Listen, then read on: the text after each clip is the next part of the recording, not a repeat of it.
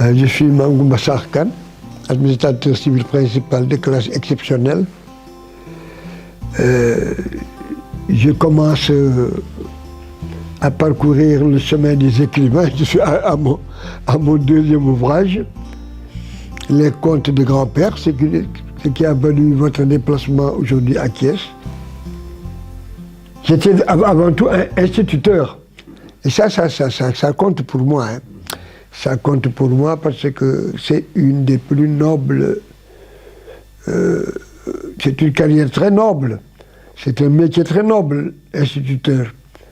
J'ai commencé à enseigner en 1964 à Pire. Et j'ai eu toutes mes satisfactions dans l'enseignement. En 1976, je suis entré à l'ENAM. Et je suis sorti de l'ENAM après.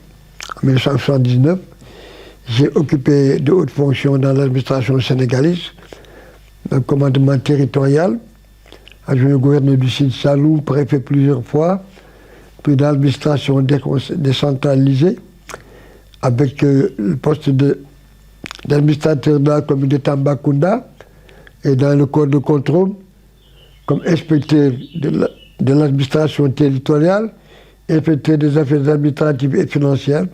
En tout cas, j'ai roulé un peu ma bosse partout dans l'administration sénégalaise. Vous savez, le conte fait partie du patrimoine de l'humanité. L'humanité, je dis bien. Tous les pays du monde ont leur conte. Tous les hommes racontent l'histoire à leurs enfants. Tant et si bien que nous pouvons dire que le conte est un patrimoine de l'humanité. Et si vous voyez bien, nous avons grandi, tous les petits Sénégalais comme moi, bercés par les contes de nos grands-pères, nos grands-mères et nos mères. Malheureusement, ce n'est plus le cas maintenant. Je connais beaucoup de contes. Et quand j'étais enseignant, mes élèves aimaient l'heure du conte. Moi, j'avais une heure du conte qu'on faisait le samedi matin. Alors, ils étaient pressés d'écouter les histoires. Et je faisais en sorte qu'ils travaillaient bien pour avoir droit à des contes le samedi. Voilà.